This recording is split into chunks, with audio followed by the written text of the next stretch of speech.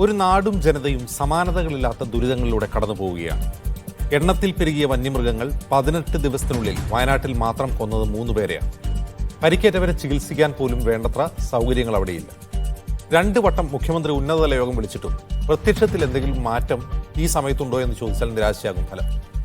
പ്രശ്നം പരിഹരിക്കാൻ വയനാട്ടിൽ പോകേണ്ടതേയില്ല എന്നാണ് ജില്ലയുടെ ചുമതലയുള്ള വനമന്ത്രി എ കെ ശശീന്ദ്രന്റെ മറുപടി. ജനം പൊറുതിമുട്ടുമ്പോൾ ഭരണകൂടം എന്താണ് ചെയ്യുന്നത്?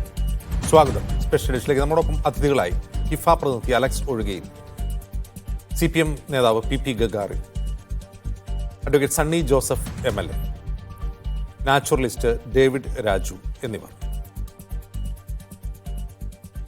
ആദ്യം അഡ്വക്കേറ്റ് സണ്ണി ജോസഫ്. അഡ്വക്കേറ്റ് സണ്ണി ജോസഫ്, ഇത് ഏതെങ്കിലും സർക്കാർ എന്തെങ്കിലും രാഷ്ട്രീയ തീരുമാനമെടുത്ത് പരിഹരിക്കേണ്ട ഒരു പ്രശ്നമൊന്നുമല്ല.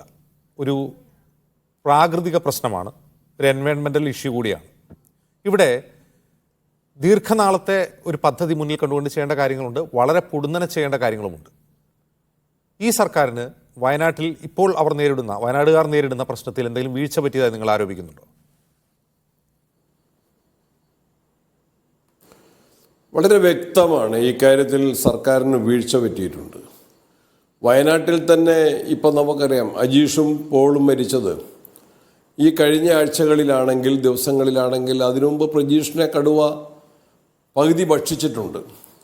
കഴിഞ്ഞ വർഷം നമുക്കറിയാം, തോമസ് എന്ന് പറയുന്ന മാനന്തവാടിക്കാരനെ കടുവ അദ്ദേഹത്തിൻ്റെ വീട്ടുപറമ്പിൽ കൊലപ്പെടുത്തിയിട്ടുണ്ട്. ഞാൻ തന്നെ ആ സമയത്ത് നിയമസഭയിൽ അടിയന്തര പ്രമേയം കൊണ്ടുവന്നിരുന്നു.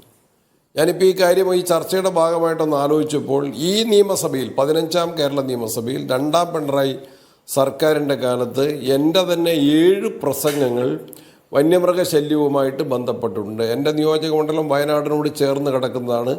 2 കൊട്ടിയൂരും ആറളത്തും 2 വന്യജീവി സങ്കേതങ്ങളുണ്ട്. അതുപോലെ കർണാടക ഫോറസ്റ്റുമായിട്ട് ലിങ്ക് ചെയ്ത് കിടക്കുന്നതാണ്. ഈ പ്രശ്നങ്ങൾ വളരെ രൂക്ഷമാണ്. ഗവൺമെൻറ് ഭാഗത്ത് അനാസ്ഥയുണ്ടെന്നുള്ളത് വളരെ വ്യക്തമല്ല. അല്ലെങ്കിൽ എന്തുകൊണ്ടാണ് LDF വയനാട് ജില്ലാ ഹർത്താലിന് പ്രഖ്യാപിച്ചത്? എന്തുകൊണ്ടാണ് കഴിഞ്ഞ ആഴ്ചയിൽ ഇപ്പം ഈ അജീഷിൻ്റെ മരണത്തിന് മുൻപാണ് CPM സംസ്ഥാന സെക്രട്ടറി ഗോവിന്ദൻ മാസ്റ്റർ കേരളത്തിലെ ഫോറസ്റ്റ് ഹെഡ്ക്വാർട്ടേഴ്സിൽ ഒരു സമരം ഉദ്ഘാടനം ചെയ്തു. കഴിഞ്ഞ വർഷം ഇടുക്കിയിലെ പ്രശ്നത്തിൽ CMM മണി വഴി തടഞ്ഞു. അതുപോലെ തന്നെ ഗോവിന്ദൻ മാസ്റ്റർ അദ്ദേഹം സംസ്ഥാന സെക്രട്ടറി ആയിരിക്കുമ്പോൾ കണ്ണൂരിൽ ഒരു സമരം ഉദ്ഘാടനം ചെയ്തു. ഈ സമരം ആരോടാണ്? ഈ ഹർത്താൽ ആരോടാണ്? ആനയോടല്ലല്ലോ, കടുവയോടല്ലല്ലോ, കുരങ്ങിനോടല്ലല്ലോ, ഇത് അധികാരികളോടാണ്. മുഖ്യമന്ത്രി തന്നെ വളരെ ഗൗരവത്തിൽ തന്നെ കാണേണ്ട ഒരു വിഷയമെന്ന നിലയിലാണ് വയനാട്ടിൽ നിന്ന് തുടങ്ങിയ ഒരു വനം അദാലത്ത് മുഖ്യമന്ത്രി ഉദ്ഘാടനം ചെയ്തു. മറ്റ് മന്ത്രിമാർ പങ്കെടുത്ത് മാനന്തവാടിയിൽ നിന്ന് ഒരു ജില്ലാതല വനം അദാലത്ത് സംഘടിപ്പിച്ചിരുന്നു. 1 വർഷം കഴിഞ്ഞു, 1 വർഷത്തിലേറെയായി. അത് മറ്റ് ജില്ലകളിൽ പ്രധാനപ്പെട്ട പ്രദേശങ്ങളിലൂടെ അത് കടന്നു വന്നു. ജില്ലയിൽ 1 സ്ഥലത്ത്, ചില സ്ഥലങ്ങളിൽ 2-3 സ്ഥലങ്ങളിൽ. എന്ത് റിസൾട്ട് അതിനുണ്ടാക്കിയെടുക്കാൻ സാധിച്ചു? എന്ത് റിസൾട്ട്? എത്ര വട്ടം ഇത് നിയമസഭയിൽ ഭരണകക്ഷിയും പ്രതിപക്ഷം പ്രത്യേകിച്ച്, ഞാൻ മാത്രമല്ല, ബന്ധപ്പെട്ട പ്രദേശങ്ങളിൽ, ഇന്ന് വനാതിർത്തിയിൽ മാത്രമാണോ? വനാതിർത്തി മാത്രമല്ലല്ലോ. ഒരൊറ്റ കാര്യം കൂടി, കഴിഞ്ഞ വർഷം ഇപ്രാവശ്യത്തെ തന്നെ അജീഷ് കൊല ചെയ്യപ്പെടുന്ന ഈ ആന എത്ര ദിവസം മുൻപ് കേരളത്തിൻ്റെ അതിർത്തിയിൽ ജനവാസ മേഖലയിൽ മാനന്തവാടിയിൽ തണ്ണീർ കൊമ്പനോടൊപ്പം കണ്ട ആനയാണ്. അതിനെ ലൊക്കേറ്റ് ചെയ്യാനോ കാട്ടിലേക്ക് തുരത്താനോ എന്ത് നടപടി സ്വീകരിച്ചു? അതാണ് ചോദ്യം. എന്ത് നടപടി സ്വീകരിച്ചു? ഉത്തരം പറയാൻ കഴിയുന്നില്ല. എന്തുകൊണ്ട് നിയമസഭയിൽ ഇത് ചർച്ച ചെയ്യാൻ അടിയന്തര പ്രമേയം അവതരിപ്പിക്കുന്ന സന്ദർഭത്തിൽ അത് ചർച്ചാ വിഷയമാക്കണം? മറ്റെത്രയോ കാര്യങ്ങൾ ചർച്ച ചെയ്തിട്ടുണ്ട്. ഇതൊരു ജീവൽ പ്രശ്നമായിട്ട് മാറിയ ഈ വിഷയം ചർച്ച ചെയ്യാൻ ഗവൺമെൻറ് എന്തുകൊണ്ട് മടിച്ചു നിൽക്കുന്നു? കാരണം ഇതിന് പൊളിറ്റിക്സ് ഇല്ല. ഭരണകക്ഷിയിൽപ്പെട്ട ആളുകളോട് ചോദിച്ചാൽ പോലും അവരും ഇതിൻ്റെ അകത്ത് നടപടി വേണം എന്നാവശ്യപ്പെടുന്നവരാണ്. ജനങ്ങൾ അങ്ങേയറ്റം ഈ ദുരിതം അനുഭവിക്കുന്ന ആളുകൾ തന്നെ. നേരത്തെ ഇത് വനാതിർത്തികളിൽ മാത്രമായിട്ട് ഒതുങ്ങി നിന്നൊരു വിഷയമാണെങ്കിൽ, കണ്ണൂർ ജില്ലയിൽ ഉളിക്കലിൽ പെരിങ്കരിയിൽ ഒരു പള്ളിയിൽ പോകുന്ന ജസ്റ്റിനെ ആന കൊലപ്പെടുത്തി. അദ്ദേഹത്തിൻ്റെ ഭാര്യയ്ക്ക് ഗുരുതരമായി പരിക്കേറ്റത് വനാതിർത്തിയിൽ നിന്ന് 8 കിലോമീറ്റർ ദൂരത്തിൽ ജനവാസ മേഖലയിലാണ്. ഉളിക്കലിൽ തന്നെ ജോസിനെ ഉളിക്കൽ ടൗണിൽ ആന കൊലപ്പെടുത്തിയത് ജനവാസ മേഖലയിൽ നിന്ന് ഒരു 10 കിലോമീറ്റർ ജനവാസ മേഖലയിലേക്ക് മാറിയാണ്. ഈ മുഴക്കുന്ന് പഞ്ചായത്തിലെ വിനോദിൻ്റെ കാല് പപ്പടം പോലെ ചവിട്ടി പൊളിച്ചത് നമുക്കറിയാം. ജനവാസ മേഖലയിൽ നിന്ന് ഒരു 6-7 കിലോമീറ്റർ ഉള്ളിലേക്ക് ജനവാസ മേഖലയിലേക്ക് കടന്ന ആന കയറിക്കൊണ്ടാണ്. ഇത് പരിഹാരമുണ്ട്. ആർളം ഫാമിൽ ഇപ്പോഴും നാളെ ഇപ്പോൾ ആനയെ തുരത്തുനിന്ന് കിട്ടും. എത്ര നാളുകളായി അവിടെ തമ്പടിക്കുകയാണ്, എത്ര ആളുകൾ മരിച്ചു. അപ്പോൾ നടപടി സ്വീകരിക്കുന്നില്ല.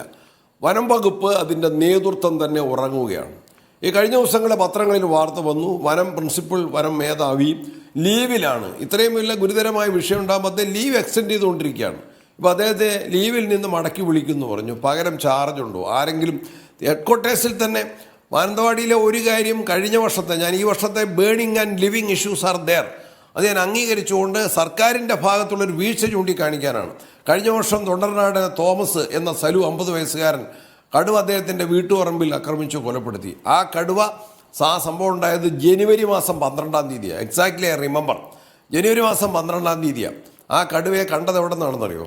കണ്ണൂർ ജില്ലയിലെ ഉളിക്കൽ പഞ്ചായത്തിൽ ഡിസംബർ മാസം 2-ാം തീയതി കണ്ട കടുവ ആ പഞ്ചായത്തിൽ ജനവാസ മേഖലയിൽ 4-5 ദിവസം ഉണ്ടായിരുന്നു.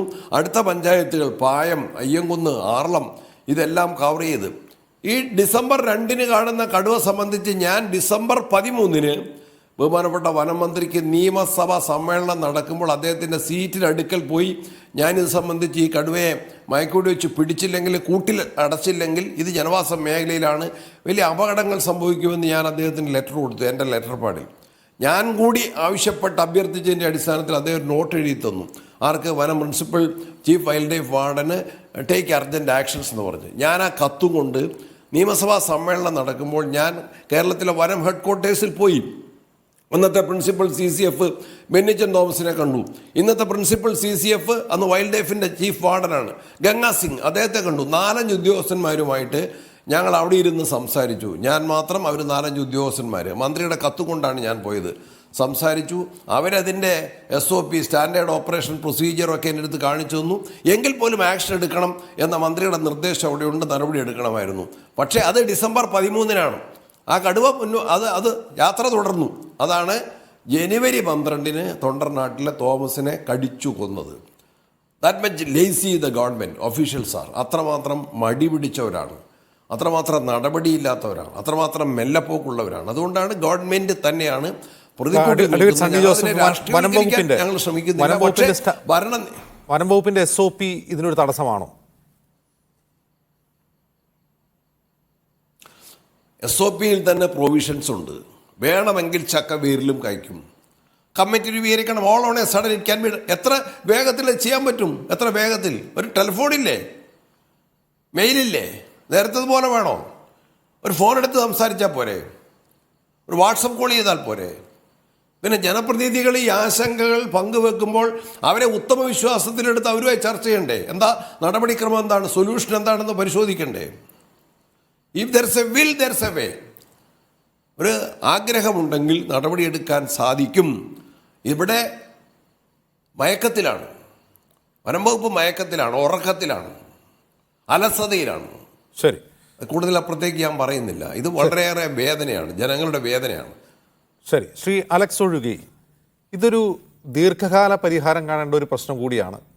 ഒരു കണക്കിൽ നോക്കുമ്പോൾ അതിൻ്റെ ഒരു കാരണം, നമ്മുടെ നാട്ടിൽ എത്ര അപകടകാരികളായ വന്യമൃഗങ്ങളുണ്ട്, അവയുടെ എണ്ണം എത്രയാണ്, ആന എത്രയുണ്ട്, കടുവയുണ്ട്, പുലി എത്രയുണ്ട് എന്നുള്ള കണക്ക് പല ഘട്ടങ്ങളിൽ പുറത്തു വരുന്നുണ്ട് ഈ വന്യജീവി സെൻസസിൻ്റെ ഭാഗമായിട്ട്. ഇപ്പോൾ ഈ വയനാട് പ്രത്യേകമായി എടുക്കുകയാണെങ്കിൽ, വയനാട് വന്യജീവി സങ്കേതത്തിൽ ഉൾക്കൊള്ളാൻ കഴിയുന്നതിലധികം കടുവയും ആനയും ഒക്കെ അവിടെ ഉണ്ട് എന്നാണ് പറയപ്പെടുന്നത്. കണക്കുകൾ, സർക്കാർ കണക്കുകൾ തന്നെ പറയപ്പെടുന്നത് അതിന് ഉൾക്കൊള്ളാൻ കഴിയുന്നതിലധികം വന്യമൃഗങ്ങൾ അവിടെ ഉണ്ട് എന്നാണ്. പക്ഷേ പൊതുവെ പരിസ്ഥിതി പ്രവർത്തകർ ചൂണ്ടിക്കാട്ടുന്ന മറ്റൊരു കാര്യം, അങ്ങനെ നമുക്ക് പറയാൻ കഴിയില്ല. കാരണം കർണാടകയിൽ നിന്നും തമിഴ്നാട്ടിൽ നമുക്ക് ആനയും കടുവയും വരുന്നതിന് ഇവിടെ എണ്ണം കൂടുതലാണ് എന്ന് പറയാൻ കഴിയില്ല. വയനാട് വന്യജീവി സങ്കേതത്തിൻ്റെ എണ്ണം കൂടുതലാണെന്ന് പറയാൻ കഴിയില്ല എന്നൊരു വാദവും അവർ മുന്നോട്ട് വയ്ക്കുന്നുണ്ട്. യഥാർത്ഥത്തിൽ ഈ സർക്കാരിൻ്റെ കയ്യിൽ കണക്കില്ലാത്തതുകൊണ്ടാണോ, അതല്ല MLA ഇവിടെ ചൂണ്ടിക്കാട്ടിയതുപോലെ ഈ സർക്കാർ മിഷനറി, പ്രത്യേകിച്ചും വനം വകുപ്പിൻ്റെ യഥാർത്ഥ ലക്ഷ്യം വന്യജീവികളെ സംരക്ഷിക്കൽ മാത്രമാണ്, മനുഷ്യരെ സംരക്ഷിക്കലല്ല എന്നവർ ധരിച്ചു വെച്ചതുകൊണ്ടാണോ? അജിംസെ, ഇതിനകത്ത് കണക്കില്ലാത്ത പ്രശ്നമില്ല. കണക്ക് വളരെ കൃത്യമാണ്. കേരള നിയമസഭയിലും ഇന്ത്യൻ പാർലമെന്റിനെയും മേശപ്പുറത്ത് വെച്ച കണക്കുകൾ കൃത്യമായിട്ട് റെഡിലി അവൈലബിൾ ആണ്. അതിൽ സണ്ണി ജോസഫ് നേരത്തെ പറഞ്ഞ എല്ലാ പോയിന്റോടും ഞാൻ അംഗീകരിക്കുകയാണ്. സംസ്ഥാന സർക്കാരിന്റെ കൃത്യമായിട്ടുള്ള അലംഭാവ ഈ വിഷയത്തിലുണ്ട്. അത് 100% അദ്ദേഹം പറഞ്ഞ എല്ലാ പോയിന്റും അംഗീകരിക്കുന്നു. ഇനി നമ്മൾ കണക്കിന്റെ കാര്യത്തിലേക്ക് വരാം. അതായത് കടുവയുടെ കാര്യം എടുക്കുക. വയനാട് വന്യജീവി സങ്കേതം 344 സ്ക്വയർ കിലോമീറ്ററാണ്. ഒരു കടുവയ്ക്ക് ശരാശരി 20 സ്ക്വയർ കിലോമീറ്റർ സ്ഥലമാണെന്ന കണക്ക്. 2021 കണക്ക് പ്രകാരം 154 കടുവകളാണ് വയനാട് വന്യജീവി സങ്കേതത്തിൽ വയനാട് ലാൻഡ്സ്കേപ്പിൽ കേരളത്തിന്റെ സൈഡിൽ മാത്രം ഐഡന്റിഫൈ ചെയ്തിരിക്കുന്നത്.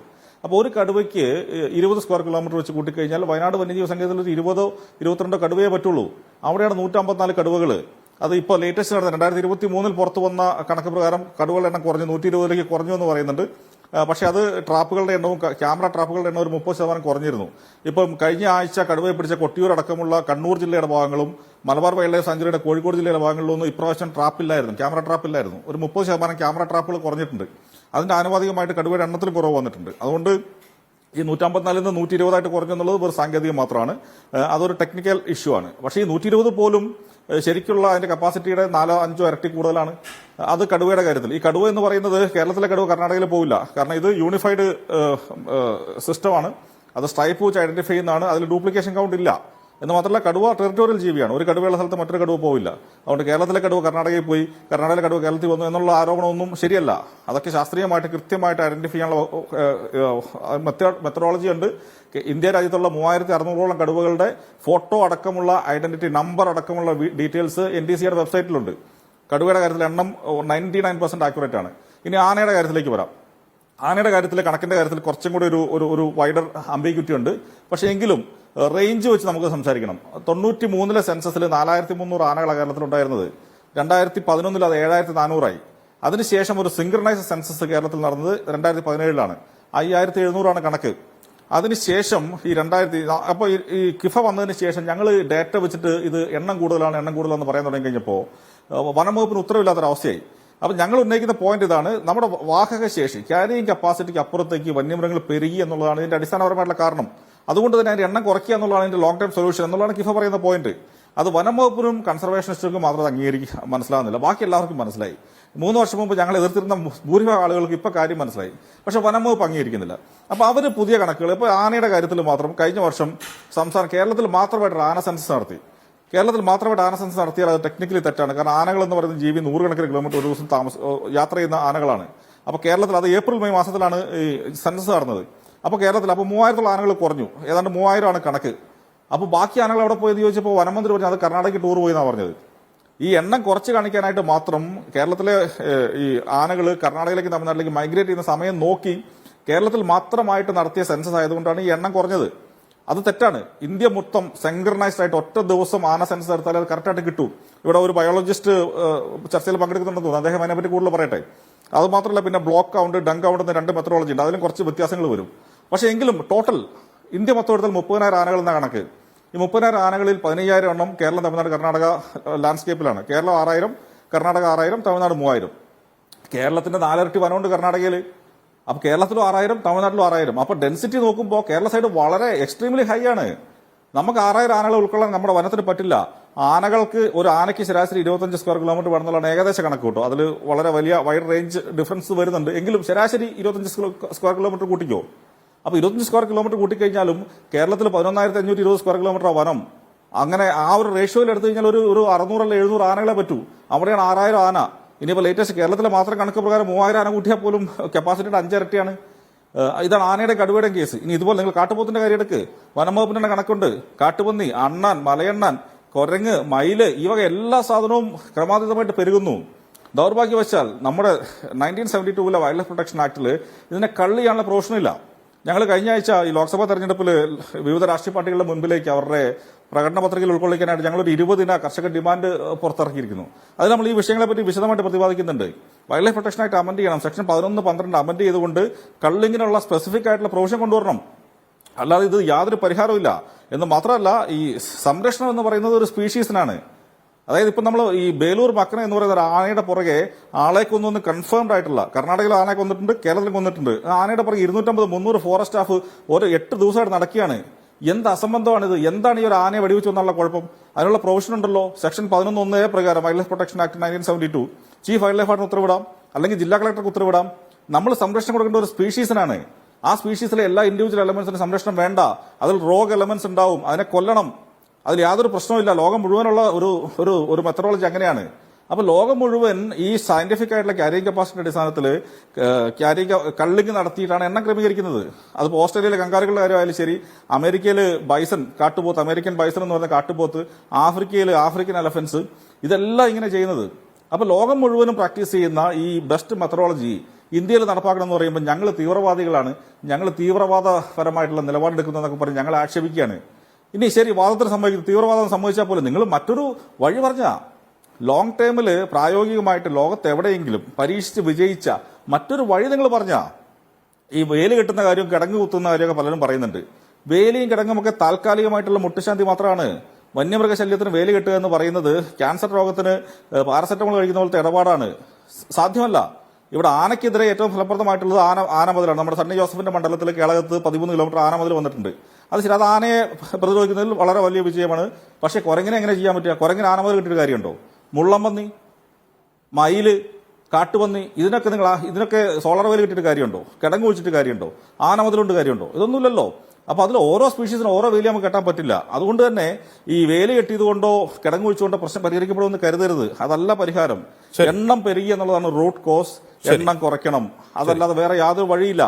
അപ്പോൾ അതൊന്നാമത്തെ പോയിന്റ്. രണ്ടാമത്തെ പോയിന്റ്, വനത്തിന് വെളിയിൽ എന്തിനാണ് വന്യമൃഗങ്ങൾക്ക് സംരക്ഷണം കൊടുക്കുന്നത്? കേരളത്തിൽ 29.65% റിസർവ് ഫോറസ്റ്റ് ഉണ്ട്. ആ ഫോറസ്റ്റിനകത്ത് മാത്രം ഈ വന്യജീവികളുടെ സംരക്ഷണം ഒതുക്കണം. പുറത്തിറങ്ങിക്കഴിഞ്ഞാൽ അതിനെ ഏത് വിധേന നേരിടാനുള്ള അവകാശം മനുഷ്യർക്ക് ഉണ്ടാവണം. എന്തിനാണ് വനത്തിന് വെളിയിൽ ഈ ജീവികൾക്ക് പ്രൊട്ടക്ഷൻ കൊടുക്കുന്നത്? ഇത് മനുഷ്യൻ അവകാശപ്പെട്ടു. നമ്മൾ കൃത്യമായിട്ട് ഡിമാർക്കേഷൻ ഉണ്ടല്ലോ. വനം വന്യജീവികൾക്ക് വിട്ടുകൊടുത്തിട്ട് വനത്തിൽ നിന്ന് പുറത്തിറങ്ങിയ ആളുകളാ മനുഷ്യർ, ഇല്ലേ? 10,000 വർഷം മുമ്പ് ഹോമോ സാപ്പിയൻസ് എന്ന് പറയുന്ന നമ്മുടെ മനുഷ്യവർഗം കൃഷി തുടങ്ങിയത്. അത്രയും കാലം വനത്തിനകത്തായിരുന്നു വന്യമൃഗങ്ങളുമായിട്ട്. ഈ വന്യമൃഗങ്ങളുമായിട്ടുള്ള സഹവാസം പറ്റത്തില്ല എന്ന് മനസ്സിലായതുകൊണ്ടാണ് നമ്മുടെ പൂർവികർ പുറത്തേക്ക് ഇറങ്ങിയത്. വന്യജീവികൾക്ക് വിട്ടുകൊടുത്ത് നമ്മൾ പുറത്തിറങ്ങി. അപ്പോൾ ഏറ്റവും വലിയ പ്രശ്നം ഭക്ഷണമായിരുന്നു. അപ്പോൾ കൃഷി ചെയ്യാൻ തുടങ്ങി. അതാണ് മനുഷ്യ സംസ്കൃതിയുടെ ഒരു ചരിത്രം. അപ്പോൾ വന്യജീവികൾക്ക് വിട്ടുകൊടുത്ത് നമ്മൾ നമ്മുടെ ഇടം ചുരുക്കി വനത്തിന് വെളിയിലേക്ക് വന്നു. പക്ഷെ ദൗർഭാഗ്യവശാൽ നമ്മുടെ ബെന്നിച്ചൻ തോമസിനെ പോലെയുള്ള PCCFമാർ പറയുന്നത് നമ്മൾ വന്യജീവികളായിട്ട് സഹവസിച്ച് ജീവിക്കണം എന്നാണ് പറയുന്നത്. ആ സഹവാസം പറ്റാത്തതുകൊണ്ട് വനത്തിന് വെളിയിലിറങ്ങിയ ആളുകളാണ് നമ്മൾ. ഞാൻ ഒരു കാര്യം ചോദിക്കട്ടെ, ബെന്നിച്ചൻ തോമസിന്റെ ബെഡ്റൂമിൽ ഒരു ചേരപ്പാമ്പുണ്ടെങ്കിൽ ബെന്നിച്ചൻ തോമസ് സമാധാനമായിട്ട് കിടന്നുറങ്ങുമോ?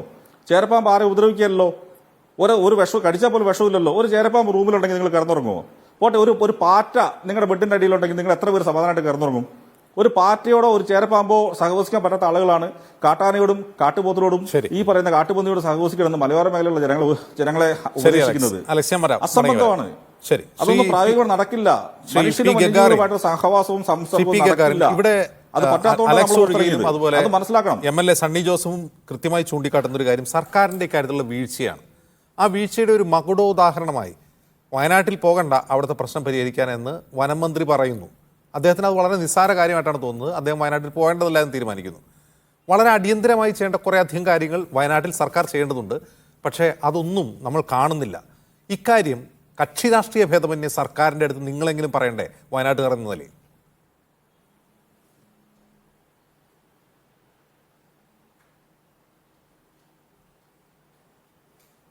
ഹലോ, കേൾക്കാമോ ഗഗാറിൻ?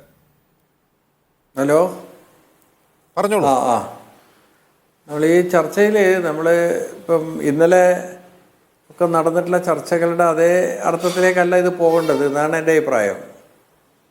ഒന്ന്, ഈ പ്രശ്നം പരിഹരിക്കണം. ആ പരിഹരിക്കുന്നതിനുള്ള ഏറ്റവും ആധുനികമായ ശാസ്ത്രീയമായ മാർഗങ്ങൾ തേടിക്കൊണ്ട് വയനാട് ഉൾപ്പെടെയുള്ള നമ്മുടെ സംസ്ഥാനത്തിൻ്റെ വിവിധ ഭാഗങ്ങളിൽ ഉള്ള വന്യമൃഗ ശല്യം എങ്ങനെ പരിഹരിക്കണം എന്നുള്ളത് കണ്ടെത്തണം എന്നുള്ളത് യാതൊരു തർക്കവുമില്ല. അതിനാണ് നമ്മൾ പരിശ്രമിക്കേണ്ടത്. ഇനി AK ശശീന്ദ്രൻ വയനാട്ടിൽ സന്ദർശിച്ചില്ല എന്നുള്ള വിഷയത്തെ കേന്ദ്രീകരിച്ചുകൊണ്ടാണ് ഇന്നലെ വരെ ചർച്ച നടന്നത്. അപ്പം അത് സ്വാഭാവികമായിട്ടും അദ്ദേഹത്തിൻ്റെ ഭാഗം പറഞ്ഞിട്ടുണ്ട്. മാത്രമല്ല, ആ സന്ദർശനം അനിവാര്യമായി ആണെന്ന് ഗവൺമെൻറ് തോന്നിയത് കൊണ്ടാണ് ഗവൺമെൻറ് വളരെ കൃത്യമായി 3 മന്ത്രിമാരെ 20-ാം തീയതി വയനാട്ടിൽ പ്രത്യേക മീറ്റിംഗ്, വയനാട്ടിലെ പഞ്ചായത്ത് പ്രസിഡന്റുമാർ വരെയുള്ളവരുടെ ജനപ്രതിനിധികളുടെ മീറ്റിംഗ് പ്രത്യേകം വിളിച്ചിട്ടുണ്ട്. എങ്ങനെ ഈ പ്രശ്നം ശാശ്വതമായി പരിഹരിക്കാൻ കഴിയുമെന്നത് അവരുടെ അടക്കം അഭിപ്രായം തേടിക്കൊണ്ട് അതിന് പരിഹാരം കാണാനുള്ള ആത്മാർത്ഥമായ ശ്രമത്തിൻ്റെ ഭാഗമായി ഗവൺമെൻറ് മുന്നോട്ട് പോയിക്കൊണ്ടിരിക്കുകയാണ്. ഇതിനെ നമ്മളിപ്പോൾ വന്യമൃഗങ്ങളുടെ ഇപ്പം ആന, കടുവ ഇതുപോലുള്ളത് പറയുമ്പോൾ കേരളത്തിലെ ഈ മനുഷ്യൻ ഏറ്റവും കൂടുതൽ മരിച്ചിട്ടുള്ളത് പാമ്പ് കടിയേറ്റിട്ടാണ്. കഴിഞ്ഞ 5 വർഷത്തെ 17 മുതൽ ഇങ്ങോട്ടുള്ളൊരു കണക്കെടുത്താൽ 500-ലധികം ആളുകളാണ് കേരളത്തിൽ മരണപ്പെട്ടിട്ടുള്ളത് വന്യമൃഗ ആക്രമണം എന്ന രീതിയിൽ. അതിൽ ഏറ്റവും കൂടുതൽ ആളുകൾ മരിച്ചത് 400ഓളം ആളുകൾ മരിച്ചത് പാമ്പ് കടിയേറ്റിട്ടാണ്. അപ്പം അത് വ്യത്യസ്തമാണ്. നമ്മൾ മനസ്സിലാക്കേണ്ടത് കേവലം മനുഷ്യ മരണം സംഭവിക്കുന്ന കാരണമായിട്ടുള്ള വ്യത്യസ്തമായിട്ടുള്ള കാരണങ്ങളുണ്ട്. അപ്പോൾ അതിന് ഓരോന്നിനെയും നമ്മൾ വകതിരിച്ചെടുത്ത് എങ്ങനെയാണ് പരിഹരിക്കേണ്ടത് എന്ന തലത്തിലേക്ക് നമ്മൾ പോകേണ്ടതുണ്ട്. അത്തരത്തിലൊരു വളരെ ഗൗരവമേറിയിട്ടുള്ള പരിശോധനയും ഇടപെടലും ഫലപ്രദമായി ഉണ്ടായി എന്ന് നമുക്ക് പറയാൻ വേണ്ടി കഴിയില്ല. അതാണ് കേരളത്തിൽ ഉണ്ടാവേണ്ടത്, യഥാർത്ഥത്തിൽ ഉണ്ടാവേണ്ടത്. കടുവ, ആന, കാട്ടുപോത്ത്, കരടി തുടങ്ങിയവയുടെ ശല്യവും അതോടൊപ്പം തന്നെ നേരത്തെ ഇവിടെ ചൂണ്ടിക്കാണിച്ച കൃഷി പൂർണ്ണമായിട്ടും ചെയ്യാൻ പറ്റാത്ത വിധം മാന്, അതുപോലെ തന്നെ കുരങ്ങ്, ഇങ്ങനെയുള്ള മലയണ്ണാൻ, മയിൽ, ഇതിൻ്റെ എല്ലാം കടന്നുവരവും എല്ലാം വലിയ രീതിയിൽ വർദ്ധിച്ചിട്ടുണ്ട് നമ്മുടെ നാട്ടിൽ എന്നുള്ളത് ഒരു യാഥാർത്ഥ്യമാണ്. അപ്പം ഈ പ്രശ്നം എന്ന് പറയുന്നത് മുമ്പുള്ളതിനേക്കാൾ ഗൗരവമേറിയ തരത്തിൽ ഇപ്പോൾ നമുക്കതിനെ സമീപിക്കേണ്ടതുണ്ട്. അങ്ങനെ സമീപിക്കാൻ ഗവൺമെൻറ്റിൻ്റെ ഭാഗത്ത് നിന്ന് നേരത്തെ ഉണ്ടായതിനേക്കാൾ കുറേ കൂടി ഗൗരവപൂർവവും ഈ പ്രശ്നത്തിൻ്റെ ഗൗരവം ആഴത്തിൽ പഠിച്ചുകൊണ്ടും അത് പരിഹരിക്കാനുള്ള വലിയ കൂട്ടായ ശ്രമം ഉണ്ടാകണം. നേരത്തെ ഉണ്ടായതിനേക്കാൾ എന്നങ്ങ്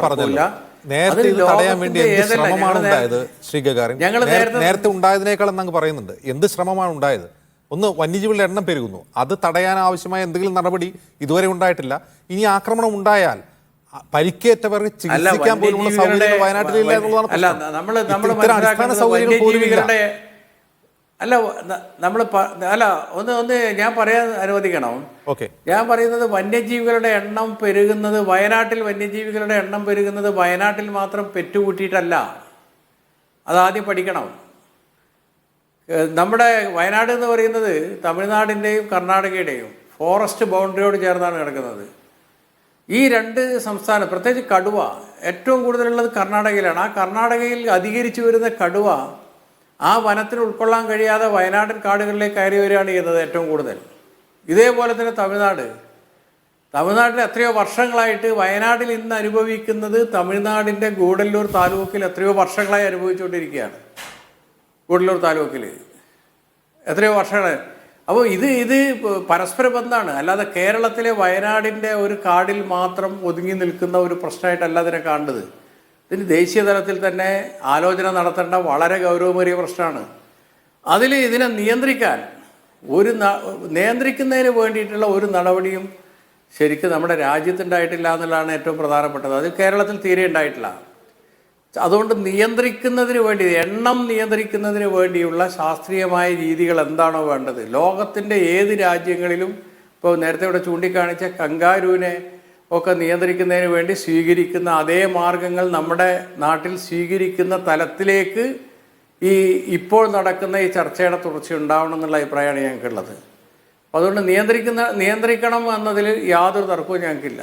ഇപ്പോൾ എന്തുണ്ടായി, അത് കേരളം ഈ അടുത്ത കാലത്തുണ്ടായ ചില സംഭവങ്ങളെ മാത്രം ആസ്പദമാക്കി കേരളത്തിലെ ഇപ്പോഴത്തെ ഗവൺമെൻറ് എന്ത് ചെയ്തു എന്ന തലത്തിലേക്ക് ചർച്ച പോകല്ല വേണ്ടത്. അത് വളരെ ദീർഘവീക്ഷണത്തോടുകൂടി ഉണ്ടാവേണ്ട ഒരു കാര്യമാണ്. അത് ഇനിയെങ്കിലും ഉണ്ടാവണം. അവിടെയാണ് നമ്മൾ എത്തി നിൽക്കേണ്ടത്. ശരി കേൾക്കാം. ഞാൻ പറയാം. ശ്രീ ഡേവിഡ് രാജു, ഇവിടെ വളരെ ദീർഘകാലത്തേക്ക് ചെയ്യേണ്ട കാര്യമുണ്ട്. ആ ദീർഘകാലത്തേക്ക് ചെയ്യേണ്ട കാര്യങ്ങളിൽ പ്രധാനപ്പെട്ട ഒന്ന് ഈ വനം വന്യജീവി നിയമത്തിൽ കാതലായ മാറ്റം വരുത്തേണ്ടതുണ്ട് എന്നുള്ളതാണ്. കാരണം ഇങ്ങനൊരു വനം വന്യജീവി നിയമം ലോകത്തേതെങ്കിലും രാജ്യത്തിനുണ്ടോ എന്ന് ചോദിച്ചാൽ ഇല്ല എന്ന് തന്നെ പറയേണ്ടി വരും. മറ്റൊന്ന്, വളരെ ഹ്രസ്വകാലത്തേക്ക് ഒരു സർക്കാർ ചെയ്യേണ്ട ചില കാര്യങ്ങളുണ്ട്. ഇപ്പോൾ ട്രാൻസ്ലൊക്കേഷൻ ഉൾപ്പെടെയുള്ള കാര്യങ്ങൾ. അപ്പോൾ ഈ ട്രാൻസ്ലൊക്കേഷൻ സാധ്യമാണ് എങ്കിൽ ആ ട്രാൻസ്ലൊക്കേഷൻ ചെയ്യണമല്ലോ, അത് ചെയ്യാനുള്ള അടിയന്തര നടപടികൾ സ്വീകരിക്കണമല്ലോ. അങ്ങനെ ഈ പദ്ധതികളെക്കുറിച്ച് എന്തെങ്കിലും കാര്യമായ ആലോചന ഈ സംസ്ഥാനം നടക്കുന്നുണ്ടോ? എന്താണ് ചെയ്യേണ്ടത്? ഇപ്പോൾ ഈ പ്രശ്നം ഉണ്ടാകുമ്പോൾ ഉന്നതതല യോഗം വിളിക്കുക, മന്ത്രിമാർ സന്ദർശിക്കുക, MP-മാർ വരിക, MLA-മാർ വരിക എന്നതിനപ്പുറം ഒരു അക്കാഡമിക് ആയിട്ടുള്ള ഒരു പ്ലാൻ തലത്തിൽ ഇപ്പോൾ ഈ ബജറ്റിൽ ഇതിൽ എത്ര രൂപ നീക്കി വെച്ചിട്ടുള്ള ചോദ്യവും പ്രസക്തമാണ്. അങ്ങനെ ഇതിൽ ചർച്ച നടക്കുന്നുണ്ടോ കേരളത്തിൽ? അല്ല, ഞാൻ ഒന്ന് രണ്ട് കാര്യങ്ങൾ ആദ്യം തന്നെ വ്യക്തമാക്കാം. ആദ്യം നമുക്ക് മനസ്സിലാക്കേണ്ട എന്തുകൊണ്ടാണ് ഈ മൃഗങ്ങളൊക്കെ കാട്ടിൽ നിന്ന് നാട്ടിലോട്ട് ഇറങ്ങുന്നത്. അതായിരുന്നു നമുക്ക് ആദ്യത്തിന് ആൻസർ വേണ്ടത്. ആനകളിപ്പോൾ വയനാട്ടിൽ കൂടുതൽ വരുന്നു, അല്ലെ കടുവകളുടെ എണ്ണം കൂടുന്നു. അപ്പം ഒരു കാര്യം നമ്മളൊരു നോർമൽ മനുഷ്യൻ ചിന്തിച്ചു കഴിഞ്ഞാൽ ഒരുപക്ഷെ കേരളത്തിൽ ഏറ്റവും കൂടുതൽ മനുഷ്യർ തിങ്ങി പാർക്കുന്നത് കൊച്ചിയിലാണ്. എറണാകുളത്ത് കൊച്ചിയിലാണ് ഏറ്റവും കൂടുതൽ. ഇപ്പം നാട്ടിൻപുറത്തൊക്കെ 5-6 ഏക്കർ സ്ഥലങ്ങളുള്ളവരൊക്കെ കൊച്ചി പോയി ഒരു 1 BHK ഒരു റൂമോ 2 റൂമിൽ താമസിക്കണമെങ്കിൽ അതിന് കാതലായ കാര്യമുണ്ട്. ഒന്നാമത്തെ കാര്യം എന്ന് പറഞ്ഞു കഴിഞ്ഞാൽ തൊട്ടടുത്ത് എയർപോർട്ടുണ്ട്, ഏറ്റവും നല്ല സ്കൂളുകളുണ്ട്, ഏറ്റവും ബെസ്റ്റ് ഹോസ്പിറ്റൽസ് ഉണ്ട്. അവർക്ക് വേണ്ട എല്ലാ അടിസ്ഥാന സൗകര്യങ്ങളും എറണാകുളം സിറ്റിയിലുണ്ടെന്നുള്ളതാണ്. കാരണം ഈ സെയിം ലോജിക്ക് നമുക്ക് കാട്ടിലോട്ട് നമ്മുടെ വയനാടും കാട്ടിനെ അപ്ലൈ ചെയ്യാമെന്നുള്ളതാണ്. കുറേ ആൾക്കാരൊക്കെ ഇങ്ങനെ പറഞ്ഞു കേട്ടിട്ടുണ്ട്, നമ്മുടെ കാട് നശിച്ചുകൊണ്ട് ഇരിക്കുകയാണ്, ശോഷണം വന്നു, കാട്ടിൽ വെള്ളമില്ല, കുടിക്കാനൊന്നുമില്ല, കാട് കുടിയേറ്റമാണ്. ഇതൊന്നുമല്ല കാര്യം. കാരണം ഒരു മൃഗത്തിന് വേണ്ട എല്ലാ കാര്യങ്ങളും ഒത്തിണങ്ങിയ ഒരു കാടാണ് വയനാട്. ഒരുപക്ഷെ ഞാൻ കേരളത്തിൽ സഞ്ചരിച്ചിട്ടുള്ള ഏറ്റവും ബെസ്റ്റ് കാടെന്ന് പറഞ്ഞാൽ ഞങ്ങൾ ഒരിക്കൽ മുക്കുരുത്തിയിൽ നിന്ന് സൈരന്ധ്രി വരെ 3 ദിവസം നടന്നു വന്നിട്ടുണ്ട്. ഏറ്റവും ബ്യൂട്ടിഫുൾ ആയിട്ടുള്ള കാടാണ്. പക്ഷേ ആ കാടിനകത്ത് ഞങ്ങൾ നടന്നപ്പോഴത്തേക്കും 3 ദിവസം പോലും ഒരു മൃഗത്തെ പോലും കണ്ടിട്ടില്ല. 1-2 സാമ്പാർ ദൂരെ നിന്ന് നടന്നു പോയിട്ടുണ്ട്. പക്ഷേ നമ്മൾ പറയുമ്പോഴത്തേക്കിന് വയനാട് വൈൽഡ് ലൈഫ് സാഞ്ചുറിയിൽ അതിന് പറ്റിയ ഇപ്പം കടുവയാണെങ്കിൽ ഒരു കടുവയ്ക്ക് ഒരു 50-60 മാനുകൾ വേണം ഒരു വർഷം ജീവിക്കാൻ. ഇപ്പോൾ 50-60 മാനുകൾ വേണമെങ്കിൽ ഒരു 500 മാനുകളെങ്കിലും അതിൻ്റെ ടെറിട്ടറിയിൽ ഉണ്ടായിരിക്കണം. അപ്പോൾ അങ്ങനെ കണക്ക് കൂട്ടുമ്പോഴത്തേക്കിന് അതിന് പറ്റി ഇഷ്ടംപോലെ മാനുകളുണ്ട്, ഇഷ്ടംപോലെ വെള്ളം കുടിക്കാൻ വെള്ളമുണ്ട്, മെയിലാണെങ്കിൽ ഫീമെയിലുണ്ട്. അപ്പം അങ്ങനെ ഒരു കാര്യമാണ്, അതിന് പറ്റിയ കാടാണ് അത്. ഈ നീലഗിരി ബയോസ്ഫിയർ റിസർവ് മുഴുവൻ ഈ ആനിമൽസ് ഉണ്ട്. ഇപ്പം ഞാൻ എൻ്റെ സുഹൃത്തിൻ്റെ വീട്ടിൽ കോട്ടഗിരി കഴിഞ്ഞ ഒരു 3-4 മാസം മുമ്പ് പോയപ്പോൾ അവൻ്റെ വീടിൻ്റെ മേളിൽ നിന്ന് ഞങ്ങൾ 4 കരടി താഴെ കൂടെ നടന്നു പോകുന്നത് കാണുന്നത്. അപ്പോൾ നീലഗിരി ബയോസ്ഫിയർ റിസർവ് മുഴുവൻ ആനിമൽസ് ഉണ്ട്. അവിടുന്ന് ആനിമൽ വെളി വരുന്നുണ്ട്. ഈ ആനിമൽ വെളി വരുന്ന ആനിമലും നമ്മൾ മനസ്സിലാക്കേണ്ട 2 തരത്തിലുള്ള ആനിമലാണ് വെളി വരുന്നത്. ഇപ്പോൾ ആനകളുടെ കാര്യം സംസാരിച്ചു കഴിഞ്ഞാൽ അതൊരു 30 വർഷം മുമ്പ് ആനകളെക്കുറിച്ച് പഠിച്ചിട്ടുള്ള ഏഷ്യയിലെ തന്നെ ഏറ്റവും ആനകളുടെ എക്സ്പേർട്ടായിട്ടുള്ള രാമൻ സുകുമാർ പുള്ളിയുടെ തീസിസിൽ എഴുതി വെച്ചൊരു രസകരമായ കാര്യമുണ്ട്. അത് തന്നെ നമ്മൾ ഫോളോ ചെയ്ത്. കാരണം ഈ ആനകൾ ഒരു 10-12 അല്ല 14 മണിക്കൂർ കാട്ടിലൂടെയൊക്കെ മൊത്തം നടന്നിട്ട് അവർക്ക് ഭക്ഷണം തേടുകയാണ്. ആ ഭക്ഷണം തേടുന്നതിന് പകരം ഇവർ നാട്ടിൻപുറത്ത് സൈഡിൽ വന്ന് നമ്മുടെ കാടിനടുത്തുള്ള എഡ്ജസ് വന്ന് കഴിയുമ്പോഴത്തേക്കിന് അവിടെ ആൾക്കാർ കൃഷി ചെയ്യുന്നു. അവിടെ വാഴ കൃഷിയുണ്ട്, കരിമ്പുണ്ട്, പൈനാപ്പിൾ എന്ന് പറഞ്ഞാൽ ഇങ്ങനെ ഒരു ബൊഫെ അവിടെ നിരത്തി വെച്ചേക്കാണ്. പക്ഷേ അതിൻ്റെ അകത്തോട്ട് കയറുന്ന സമയത്ത് അവർക്ക് കുറച്ച് കോൺഫ്ലിക്റ്റ്, ആൾക്കാർ പടക്കം പൊട്ടിക്കും, ചിലപ്പോൾ തീപ്പന്തം എടുത്തെറിയും, അല്ലെങ്കിൽ കൂട്ടമായിട്ടൊന്ന് ആനയെ തുരത്തി ഓടിക്കാൻ ശ്രമിക്കും. പക്ഷേ ഇതൊക്കെ സർവൈവ് ചെയ്ത് കഴിഞ്ഞാൽ അവർക്ക് കിട്ടുന്ന ഭക്ഷണം എന്ന് പറഞ്ഞാൽ ഭയങ്കര സമൃദ്ധമായ ഭക്ഷണമാണ്. അപ്പോൾ അങ്ങനെ കോൺഫ്ലിക്റ്റ് ആയിട്ടുള്ള ആനിമൽസ് അവർ ഹാബിച്വേറ്റഡ് ആവും. ഇങ്ങനെയുള്ള ഹാബിച്വേറ്റഡ് ആനിമൽസാണ് ഇപ്പോൾ ഹസൻ ഡിസ്ട്രിക്റ്റിൽ നിന്ന് കർണാടകയിൽ നിന്നൊക്കെ പിടിച്ചിട്ട് കോൾഡർ ചെയ്തത്. കാരണം അവർക്കവിടെ ഒരു പ്രശ്നമുള്ള ആനിമൽസിനെയാണ് അവർ പിടിച്ച് ബന്ദിപ്പൂരും ഒക്കെ കൊണ്ടുവന്നിട്ട് നമ്മുടെ കാടിൻ്റെ സൈഡിൽ കൊണ്ട് വിട്ടേക്കുന്നത്. ആ ആനിമലാണ്. പിന്നെ രണ്ടാമത്തെ കാര്യം, കടുവകൾ എന്തുകൊണ്ട് നാട്ടിൻപുറത്തേക്ക് ഇറങ്ങുന്നു? അത് ഭയങ്കര രസകരമാണ്. നമ്മളോർക്കും കാട്ടിൽ കാണുന്ന കടുവകളെല്ലാം ഇങ്ങനെ ഒരു വരിവരിയായിട്ട് നാട്ടിൻപുറത്തോട്ട് ഇറങ്ങി വരുന്നതല്ല.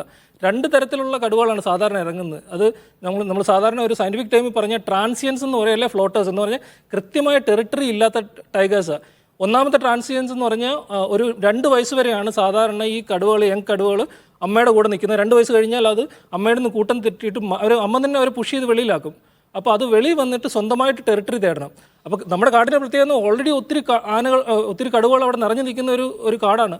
അപ്പോൾ അവർക്ക് വെളിയിലോട്ട് വരാൻ സ്ഥലമില്ല. അവർ വെളി വരുമ്പോഴത്തേക്കും നമ്മൾ കാണുന്ന നമ്മുടെ ടീ പ്ലാന്റേഷനും നമ്മുടെ നല്ല കാപ്പിത്തോട്ടങ്ങളും ഒക്കെ ഇഷ്ടംപോലെ മൃഗങ്ങളുണ്ട്. അപ്പോൾ അങ്ങനെ വരുന്നതാണ് ഒന്നാമത്തെ ട്രാൻസിയൻസ്. പിന്നെ രണ്ടാമത്തെന്ന് പറഞ്ഞാൽ പ്രായമായി കാടിനകത്ത് ഒരു ഡോമിനന്റ് ആയിട്ടുള്ള വലിയൊരു ആൺകടുവയുണ്ട്. ഡേവിഡ് പറഞ്ഞു വരുന്നത് നമ്മുടെ കാടിന് വിസ്തൃതി കുറവാണെന്നാണ്. വിസ്തൃതി കുറവൊന്നുമില്ല. കേരളം പോലൊരു ചെറിയ സംസ്ഥാനത്ത് ഏതാണ്ട് 10-30%, വനംവകുപ്പിന്റെ കണക്ക് പ്രകാരം 29% വനമുണ്ട്.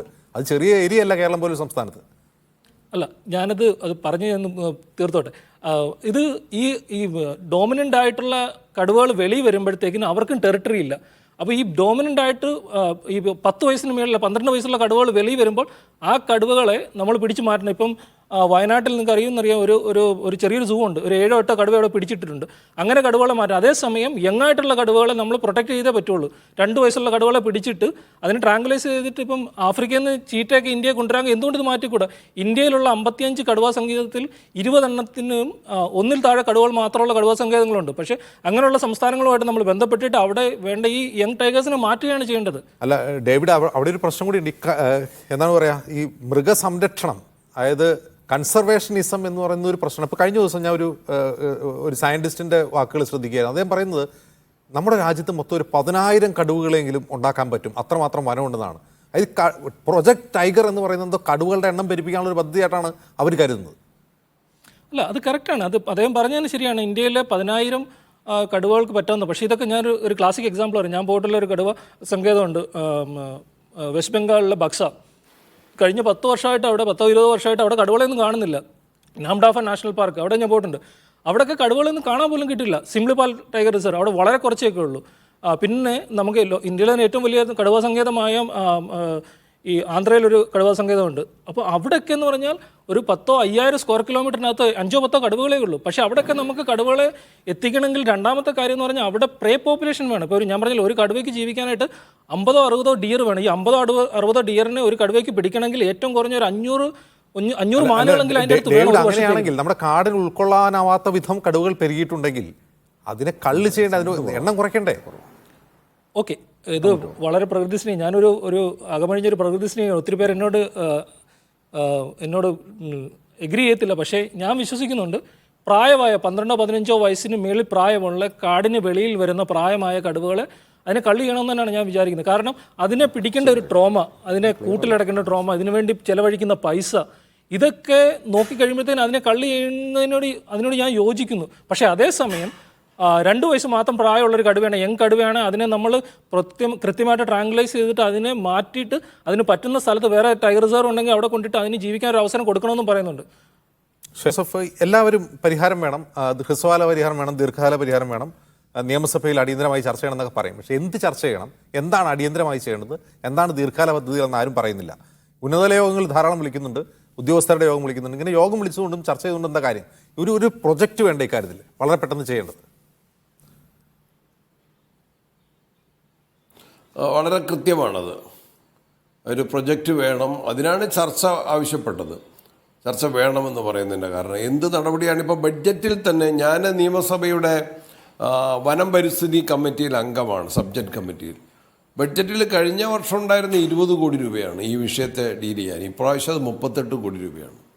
ഞാൻ ഈ കമ്മിറ്റിക്കകത്ത് പറഞ്ഞു, ബഡ്ജറ്റ് അലോക്കേഷൻ വർദ്ധിപ്പിക്കണം, ഒരു 100 കോടി രൂപയെങ്കിലും ഈ ഹെഡിൽ വേണമെന്ന് പറഞ്ഞു. അതിൽ അങ്ങനെ ഒരു തീരുമാനം എടുക്കാൻ കമ്മിറ്റിക്ക് കഴിഞ്ഞില്ല. അവസാനം എൻ്റെ നിർബന്ധത്തിന് വഴങ്ങിയാണ് ചെറിയൊരു എമൗണ്ട് വർധനവ് ചോദിച്ചത്. അത് തന്നെ ധനവകുപ്പ് നിരസിക്കുകയായിരുന്നു ചെയ്തത്. ഇത്തവണ 38 കോടിയാണ്. ഒരു പ്രൊജക്റ്റിനും അത് തികയുന്നതല്ല. പിന്നെ കേന്ദ്രം അനുവദിച്ച പൈസയുണ്ട്, ആ പൈസ നമുക്ക് വിനിയോഗിക്കാൻ കഴിഞ്ഞിട്ടില്ല, അത് ലാപ്സാവാണ് ചെയ്തത്. ഇപ്പോൾ തന്നെ ഒരു കാര്യം, നിയമസഭയിൽ മന്ത്രി ചോദ്യോത്തരത്തിന് സമ്മതിച്ചു, അടിയന്തര പ്രമേയങ്ങളിലെ മറുപടിയായിട്ട് സമ്മതിച്ച കാര്യമുണ്ട്. 2021 ശേഷം ഈ പരിക്ക് പറ്റിയവർക്ക് കൃഷിനാശം വന്ന ആളുകൾക്ക് നഷ്ടപരിഹാര സംഖ്യ കൊടുക്കാൻ സാധിച്ചിട്ടില്ല. അതുകൊണ്ട് ഞാൻ ചോദിച്ചാൽ, ഈ വന അദാലത്ത് പ്രധാനപ്പെട്ട കേന്ദ്രങ്ങളിലെല്ലാം നടന്നു, അതിൻ്റെ തുടർ നടപടി ഉണ്ടായി. നിയമത്തിനും ചില ഭേദഗതികൾ വരുത്തണം. ഇപ്പോൾ നിയമസഭ ഒരു പ്രമേയം പാസ്സാക്കിയിട്ടുണ്ട്. ആ പ്രമേയത്തെ എത്ര കണ്ട് കേന്ദ്ര ഗവൺമെൻറ് ഗൗരവത്തിലെടുക്കും? നമ്മുടെ എം പിമാരെയും കൂടെ വിളിച്ചു കൂട്ടി നമ്മൾ പാർലമെൻറ്റിൽ അവതരിപ്പിക്കണമായിരുന്നു. ഇനിയിപ്പം നമ്മൾ ഈ ഒരു പാർലമെൻറ്റിൻ്റെ കാലാവധി കഴിയുകയാണ്, നമ്മൾ ലേറ്റ് തന്നെയാണ്. ഇത് ഏതെങ്കിലും ഒരു ഘട്ടത്തിൽ കേന്ദ്രമന്ത്രിസഭയുമായിട്ട് അതിലെ ആളുകളുമായിട്ട് മുഖ്യമന്ത്രിയുടെ ചർച്ച നടത്തിയിട്ടുണ്ടോ? ഇനി അതിർത്തി പങ്കിടുന്ന സംസ്ഥാനങ്ങൾ, ഹൈക്കോടതി ഇപ്പോൾ നിരീക്ഷിച്ചതെന്താണ്? മൃഗങ്ങൾക്ക് അതിർത്തി അറിയില്ല. കേരളം, കർണാടക, തമിഴ്നാട് അതിർത്തി മൃഗങ്ങൾക്കറിയില്ല, ആരൊക്കെയും കടുവയ്ക്കറിയില്ല. ആ ഗവൺമെൻറ്റുകളുമായിട്ട് ഏതെങ്കിലും ഒരു വിഷയത്തിലൂടെ ചർച്ച നടന്നിട്ടുണ്ടോ? ഞാൻ എത്രയോ വട്ടം ഞാൻ നേരത്തെ പറഞ്ഞു, എൻ്റെ കോൺസ്റ്റിറ്റ്യുവൻസി കർണാടക അതിർത്തി കൂടി പങ്കിടുന്ന കോൺസ്റ്റിറ്റ്യുവൻസിയാണ്. എൻ്റെത് മാത്രമല്ല, കണ്ണൂർ ജില്ലയിലും ഇരിക്കൂർ കോൺസ്റ്റിറ്റ്യുവൻസി. അതെ, ഞങ്ങളെല്ലാം പറയുന്ന ആവശ്യപ്പെടുന്നൊരു കാര്യമാണ്. കർണാടകത്തിൽ വരുന്ന ആന കർണാടക ഗവൺമെൻറ് നോക്കേണ്ട ആവശ്യമില്ല. കാരണം ജനങ്ങൾ അവരുടേതല്ല, ജനങ്ങൾ കേരളത്തിൻ്റെതാണ്. സഫർ ചെയ്യുന്നത് ജനങ്ങളും കൃഷിക്കാരുൾപ്പെടെയുള്ള അപകടം സംഭവിക്കുന്നതും നഷ്ടം സംഭവിക്കുന്നതും കേരളത്തിലെ ആളുകൾക്കാണ്. അപ്പോൾ കേരള ഗവൺമെൻറ് ഉത്തരവാദികളാണ്. ഏതെങ്കിലും തരത്തിലൊരു ചർച്ച നടന്നിട്ടുണ്ടോ? സീരിയസ് ആയിട്ടൊരു ചർച്ച നടന്നിട്ടുണ്ടോ? മന്ത്രിമാർ വന്നു പോകുന്നു എന്നല്ലാതെ ഒരു ചർച്ച നടന്നിട്ടില്ല. അപ്പോൾ അതിന് ഫണ്ട് വെക്കണം, പ്രൊജക്റ്റ് വേണം. അതുപോലെ ഇപ്പം നേരത്തെ പറഞ്ഞ കള്ളിങ്ങിൻ്റെ കാര്യം പറഞ്ഞു. ഞാനാണ് ആസ്ട്രേലിയയിൽ അവരുടെ ദേശീയ മൃഗമാണ് കങ്കാരു. ഞാൻ ഏതോ ഒരു ലേഖനത്തിൽ വായിച്ചു, ആ കങ്കാരുവിൻ്റെ എണ്ണം വർദ്ധിച്ചു കഴിഞ്ഞാൽ അവരതിനൊരു പർട്ടിക്കുലർ പീരീഡിലേക്ക്, ഒരു 6 മാസക്കാലത്തേക്ക് അതിനെ വെടിവെക്കാം, അതിനെ കൊല്ലാം, അതിനെ ഭക്ഷിക്കാം എന്ന് ഗവൺമെൻറ് ഉത്തരവിടുകയാണ്. അപ്പോൾ അതിൻ്റെ എണ്ണം ക്രമാതീതമായി വർദ്ധിക്കുന്നതിനെ തടയാൻ സാധിക്കുന്നു. ഇവിടെ പന്നിയുടെ കാര്യത്തിൽ ഇതുവരെ ഒരു തീരുമാനം ആ നിലയിലുണ്ടായിട്ടില്ല. പഞ്ചായത്തുകൾക്ക് വെടിവെക്കാൻ, അപകടകാരികളായ പന്നിയെ വെടിവെക്കാൻ എന്നല്ല, അതിനെ ഭക്ഷിക്കാൻ തീരുമാനിച്ചിട്ടില്ല. കഴിഞ്ഞ ദിവസം ഒരു ചർച്ചയ്ക്കകത്ത് പറഞ്ഞൊരു കാര്യം, ഈ പന്നി മാംസം കുഴിച്ചിടണം എന്നാണ് നമ്മളെ തീരുമാനം. മണ്ണെണ്ണ ഒഴിച്ച് കുഴിച്ചിടണം. എന്നിട്ട് നമ്മൾ കടുവയ്ക്ക് ഭക്ഷണം കൊടുക്കാൻ വേണ്ടി, മൃഗശാലയിലുള്ള കടുവകൾക്കും മറ്റ് സിംഹങ്ങൾക്കൊക്കെ ഭക്ഷണം കൊടുക്കാൻ വേണ്ടി നമ്മൾ ഇറച്ചി വാങ്ങുകയാണ്. നമ്മൾ മറ്റുള്ള മീറ്റ് നമ്മൾ വാങ്ങിക്കൊടുക്കുകയാണ്.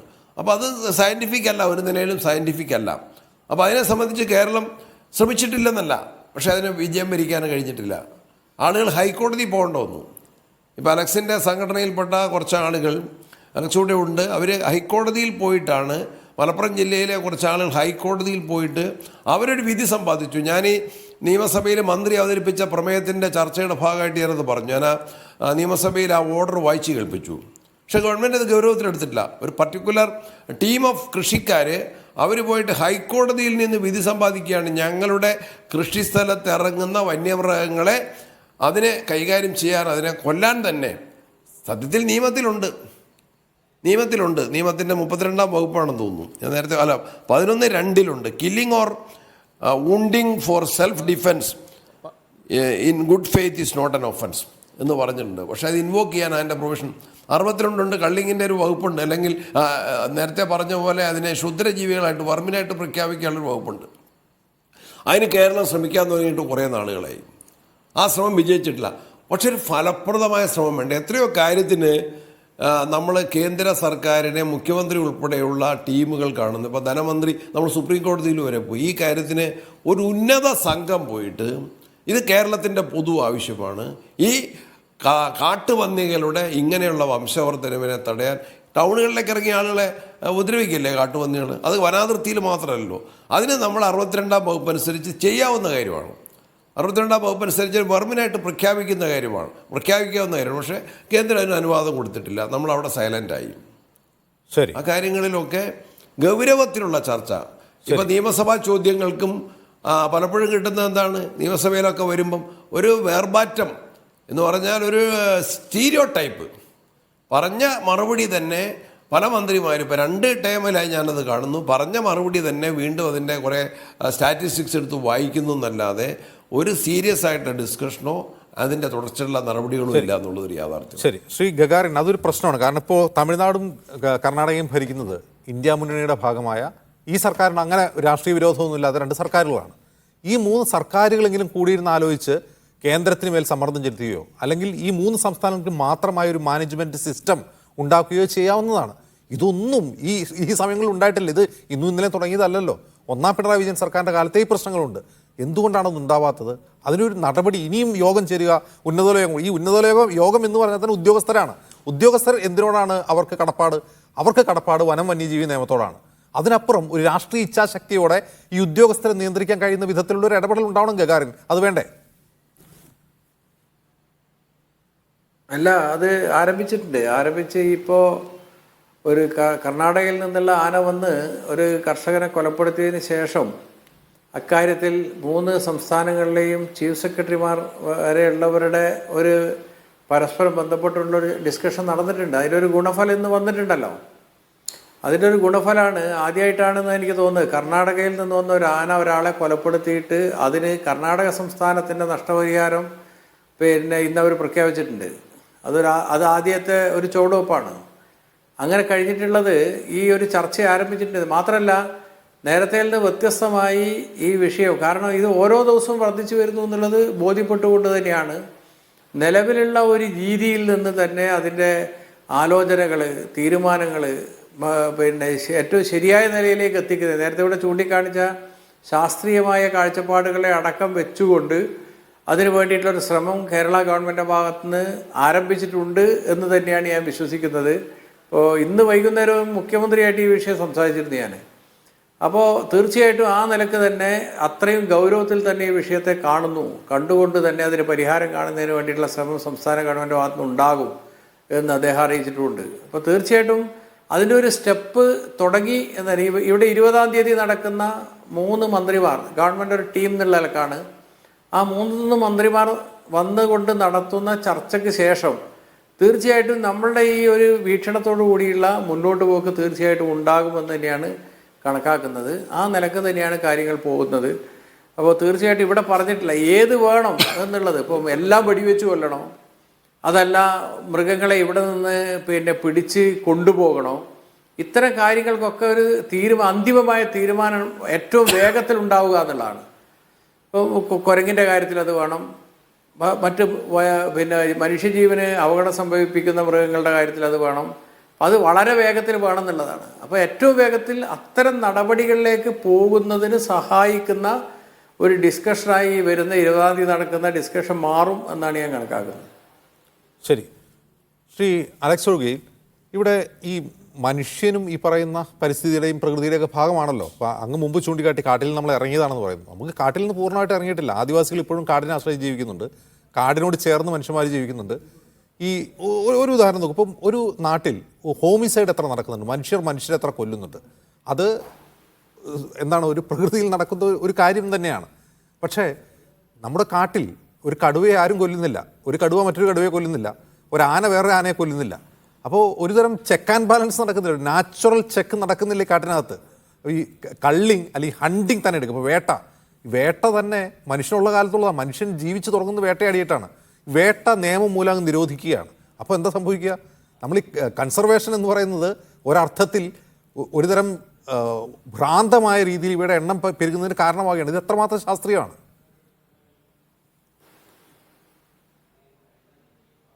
അതെ, അതാണ് ഞാൻ പറഞ്ഞു വന്നത്. ഇപ്പോൾ വനത്തിൽ ആദിവാസികളുണ്ട് എന്നുള്ളത് എന്തോ ഒരു കുറ്റം കുറ്റം പോലെയാണ് ഇപ്പോൾ അജിംസ് പറഞ്ഞത്. വനത്തിന്റെ അവകാശങ്ങളാണ് ആദിവാസികൾ. അവർ എത്രയോ നൂറ്റാണ്ടുകളായിട്ടോ സഹസ്രാബ്ദങ്ങളായിട്ടോ വനത്തിനുള്ളിൽ ജീവിക്കുന്ന ആദിവാസികൾക്ക് റൈറ്റ്സ് ഉണ്ട്. നമ്മൾ 2006 വനാവകാശ നിയമം എന്നൊരു നിയമം തന്നെ കൊണ്ടുവന്നിട്ടുണ്ട്. ഇപ്പോൾ വയനാട്ടിൽ തന്നെ ഞങ്ങൾ സംസാരിച്ച പല ആദിവാസികളും പറഞ്ഞത്, ഈ വയനാട് ജില്ലയിലെ ആദിവാസികൾ അവരുടെ ആചാരത്തിന്റെ ഭാഗമായിട്ട് തന്നെ ഈ നായാട്ട് ചെയ്യുന്ന ആൾക്കാരായിരുന്നു. അപ്പോൾ തന്നെ ഈ പന്നികൾ, മാനുകളും ഒക്കെ ഈ ജനവാസ മേഖലകളുടെ അടുത്തുള്ള പന്നികളൊക്കെ അവർ വേട്ടയാടും. അപ്പോൾ അതുകൊണ്ട് തന്നെ ആ ഇരകളെ തേടി വരുന്ന കടുവകളുടെ ഒന്നും സാന്നിധ്യം വയനാട്ടിൽ ഈ ജനവാസ മേഖലയുടെ അടുത്തുണ്ടാവില്ലായിരുന്നു. അതൊക്കെ നിയമം മൂലം നിരോധിച്ചു കളഞ്ഞു. അപ്പൊ കാടിനകത്തുള്ള ഒരു പാരസ്പര്യം, ഇപ്പൊ വന്യമൃഗങ്ങൾ തമ്മിലുള്ള പാരസ്പര്യമുണ്ട്, ആദിവാസികളും വനവും തമ്മിലുള്ള പാരസ്പര്യമുണ്ട്. അതൊക്കെ നമ്മൾ നിയമം മൂലം ബ്ലൈൻഡായിട്ട് ഒറ്റയടിക്ക് അങ്ങ് മുറിച്ചു കളയാണ്. പ്രായോഗികമായിട്ട് എന്താണ് വേണ്ടത് എന്ന് മനസ്സിലാക്കാതെ എന്താ പറയുക, ഏതോ ചില്ലുമേടയിലിരിക്കുന്ന ഉദ്യോഗസ്ഥന്മാർ ഇവിടെയുള്ള മുഴുവൻ ആളുകളോട് വൈരാഗ്യം തീർക്കണമെന്ന് പറഞ്ഞ പോലെ ഒരു എലൈറ്റിസ്റ്റ് മെന്റാലിറ്റി വെച്ചിട്ട് ഈ നിയമം ഉണ്ടാക്കിയാണ്. ഇപ്പൊ മാധവ് ഗാഡ്ഗിൽ പോലും പറഞ്ഞിട്ടുണ്ട്, ഈ വന്യജീവി സംരക്ഷണ നിയമം എന്നത് അടിസ്ഥാനപരമായിട്ട് മനുഷ്യവിരുദ്ധവും ഭരണഘടനാ വിരുദ്ധവുമാണെന്ന് മാധവ് ഗാഡ്ഗിലാണ് പറഞ്ഞത്. ഇവിടുത്തെ പരിസ്ഥിതിവാദികളുടെ കൺകണ്ട ദൈവമായിരുന്നു മാധവ് ഗാഡ്ഗിൽ. അദ്ദേഹം തന്നെ പറഞ്ഞിട്ടുണ്ട്, അദ്ദേഹം കൃത്യമായിട്ട് പറഞ്ഞിട്ടുണ്ട്, ഈ കാട്ടുപന്നി അടക്കമുള്ള ജീവികളെ മാംസം ഉപയോഗിക്കാൻ പറ്റണം, എണ്ണം കൂടിയതിനെ കള്ളിയണം, കൃത്യമായിട്ട് പറഞ്ഞിട്ടുണ്ട്. പക്ഷേ ദൗർഭാഗ്യവശാൽ നമ്മുടെ വനം വകുപ്പിന് മാത്രം അത് മനസ്സിലാകുന്നില്ല. ഇപ്പൊ ഈ ചർച്ചയിൽ പങ്കെടുത്ത നമ്മുടെ കൺസർവേഷനിസ്റ്റ്, അദ്ദേഹത്തിന്റെ പേര് ഞാൻ പറഞ്ഞു, ഡേവിഡാണെന്ന് തോന്നുന്നു, അദ്ദേഹം വളരെ കൃത്യമായിട്ട് ആദ്യമായിട്ടാണ് ഒരു കൺസർവേഷനിസ്റ്റ് ഇവിടെ കടുവകളുടെ എണ്ണം കൂടുന്നുണ്ടെന്നും അത് ഓട്ടോമാറ്റിക്കായിട്ട് പുറത്തേക്ക് വരുമെന്നും അതിന്റെ എണ്ണം കുറയ്ക്കണമെന്ന് പറയുന്നത്. ഞാൻ അദ്ദേഹത്തിന്റെ അഭിപ്രായത്തെ മാനിക്കുകയാണ്. ഈ ഒരു അഭിപ്രായത്തിലേക്ക് നമ്മുടെ കൺസർവേഷനിസ്റ്റ്, നമ്മുടെ വൈൽഡ് ലൈഫ് ബോർഡിലുള്ള ആളുകളും സംസ്ഥാന വൈൽഡ് ലൈഫ് ബോർഡിലുള്ള ആളുകളും വന്നു കഴിഞ്ഞാൽ തന്നെ പകുതി പ്രശ്നം തീരും.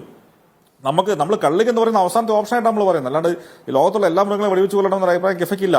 അതിനെ ട്രാൻസ്ലൊക്കേറ്റ് ചെയ്യാം, അതിനെ സഫാരി പാർക്കുകളിലേക്ക് മാറ്റാം, മൃഗശാലകളിലേക്ക് മാറ്റാം, പല രീതിയിൽ ഉപയോഗിക്കാമല്ലോ. ഇപ്പോൾ നമ്മൾ തായ്ലൻഡിലൊക്കെ പോയി കഴിഞ്ഞാൽ അറിയാം, ഒരു ചെറിയ സൂവില് തായ്ലൻഡ് ടൗണ് ബാങ്കോക്കില് 50-60 കടുവകളാണ്. നമുക്ക് കടുവയെ അവിടെ പോകാം, കടുവയെ തൊടാം, ഫോട്ടോ എടുക്കാം. നിങ്ങൾക്കറിയാമല്ലോ, ടൂറിസവുമായി ബന്ധപ്പെട്ട് വളരെ മികച്ച രീതിയിൽ ആനയും കടുവകളെ ഉപയോഗിക്കുന്ന ഒരു രാജ്യമാണ് തായ്ലൻഡ്. അതേ ഫെസിലിറ്റി നമുക്ക് കേരളത്തിൽ കൊണ്ടുവരാലോ. നമ്മൾ 6000 ആനകളുണ്ട്, 6000-ൽ 100-200 ആനയെ പിടിച്ച് നമുക്ക് സ്പെസിഫിക് ആയിട്ട് ട്രെയിൻ ചെയ്ത് പാർക്കിലേക്ക് മാറ്റാം. അതുപോലെ ടൈഗർ സഫാരി പാർക്കുകൾ കൊണ്ടുവരാം, കൃത്യമായിട്ട് സുരക്ഷാ മാനദണ്ഡങ്ങളോട് കൂടി. ഓക്കെ, അതിനുള്ള പ്രപ്പോസൽ പോയിട്ടുണ്ട്, അത് കൊണ്ടുവരണം. പക്ഷെ അതുകൊണ്ട് ജനങ്ങൾക്ക് ബുദ്ധിമുട്ടുണ്ടാകരുത് എന്നുള്ളൊരു കണ്ടീഷൻ മാത്രമേ ഉള്ളൂ. അപ്പോൾ എണ്ണം കൂടി എന്ന് സർക്കാർ അംഗീകരിക്കണം. ദൗർഭാഗ്യവശാൽ സംസ്ഥാന സർക്കാരിന്റെ ഉത്തരവാദപ്പെട്ട ഒരാളും അത് അംഗീകരിക്കാൻ തയ്യാറാവുന്നില്ല എന്നുള്ളതാണ്.